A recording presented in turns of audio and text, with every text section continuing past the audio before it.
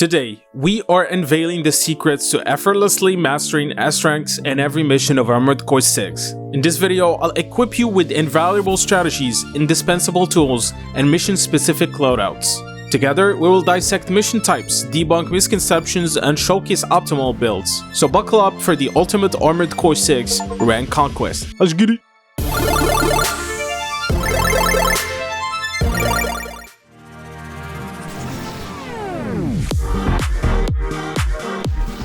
First, I'll cover the 4 types of missions you are going to face while attempting to S-rank Armored Core 6. This is important because the sooner you identify the type of mission you are facing, the better. Trust me, it makes S-ranking a lot easier if you approach it the right way. Later on in the video, I'll cover 5 tips that will make S-rankings 10 times easier, including a tool that helps you identify how close you are to that S-rank. Let's start with number 1.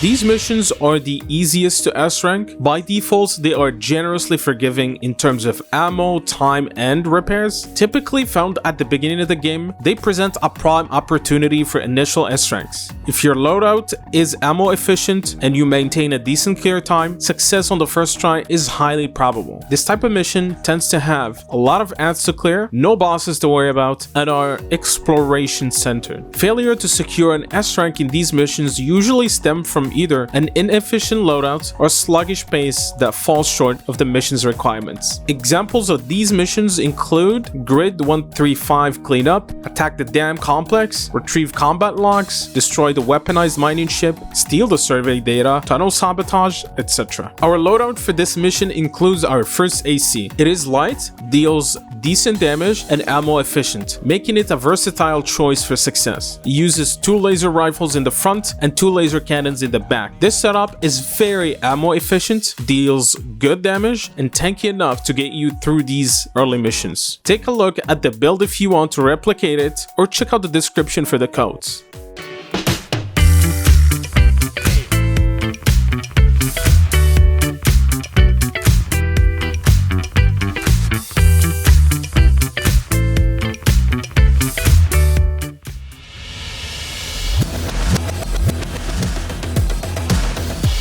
Distinguished by its specialized playstyle, this mission type necessitates clearing ads from a long distance to prevent being overwhelmed up close and failing the objective. By default, these missions are unforgiving in terms of ammo and objective completion. Typically encountered in the mid to late game, success in S-ranking depends on maintaining a range setup while meeting the mission's requirements. This type of missions tend to have a lot of ads to clear, no bosses to worry about, but hordes of far enemy spawns that keep coming. A timed objective that also needs to be met, it's mostly protect the objective. Failures in achieving an S-rank in this mission type often result from a poorly optimized loadout, specifically chosen weapons ill-suited for long-range engagements. Brace yourself, this mission type can be particularly frustrating. Examples of this mission include Destroy the Transport Helicopters, Prisoners Rescue, Stop the Data Breach, Heavy Missile Launcher Support, Coral Export Denial, etc. Our optimal loadout for this type of mission makes use of our first AC as well. It is light, deals decent damage, and ammo efficient. Importantly, it can snipe. Uses 2 laser rifles and 2 laser cannons in the back that can take enemies' ships from very far, making it ideal for this type of mission. Take a quick look at the build or check the description for the codes.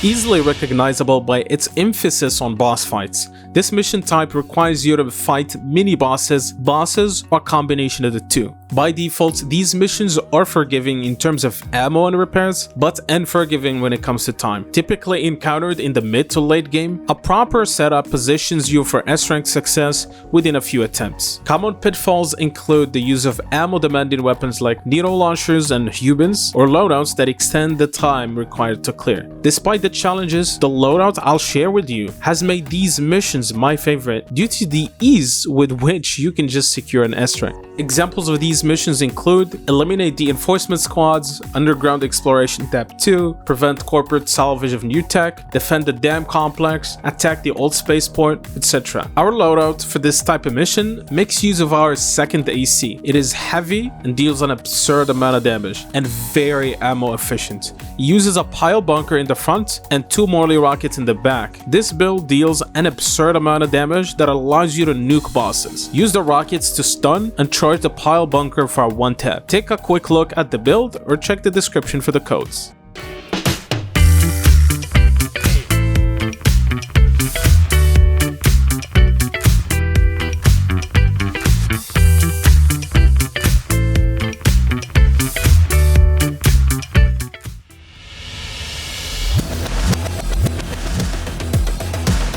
This mission type demands a comprehensive approach. Typically story-driven, it requires you to clear ads, mini-bosses, and bosses, emphasizing the elimination of numerous ads before reaching the final confrontation. By default, they offer a lot of leniency for repairs. Mostly encountered in the late game, even with the proper setup, you're likely to tackle the mission a few times before achieving an S rank. These types of missions tend to have a lot of ads, mini and major bosses. They tend to be long, have cutscenes, and probably most of the end chapter missions. Failures in S rank in this mission type often stems from the insufficient speed or wasteful ammo usage. Examples of these missions include attack the watch point, ocean crossing, survey the uninhabited floating city, coral release, reach the coral conversions, shut down the closure satellites, etc. Our loadout for this type of missions make use of our third AC. It is a medium to heavy build that deals a lot of damage.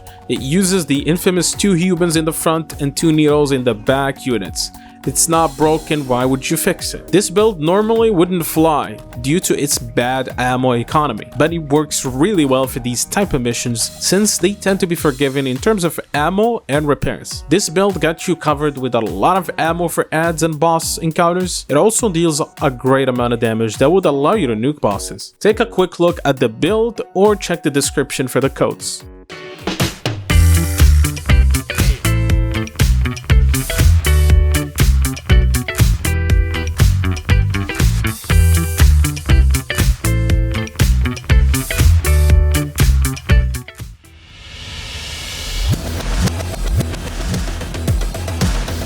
Now, let's talk about the important tips that can make the S ranking a lot easier. First up, arm yourself with the S rank calculator tool. This incredible resource, available in the description, lets you dissect the minimum requirements for S ranks. Import your run data after a couple of attempts to fine-tune your strategy, be it speed, ammo, or damage control. It is your roadmap to S rank success. I cannot stress enough how this tool can make your missions a lot easier. 2. Choose your expansion wisely. Whether it's terminal, pulse, or assault armor, your decision can make or break a mission. Which one you pick for what mission? I got you. Assault armor, consider it your default. With the ability to instantly stagger enemies, it allows you to conserve a lot of ammo and or speed up boss encounters. This option becomes a game changer in various scenarios if done right. Use it when you want to be aggressive and or speedrun a boss. Terminal armor is your go-to choice when navigating missions that are forgiving on repairs but feature a big boss. This strategic selection ensures you have the means to recover in case you get nuked. Use it when you are facing a tough boss or multiple bosses at once. And finally,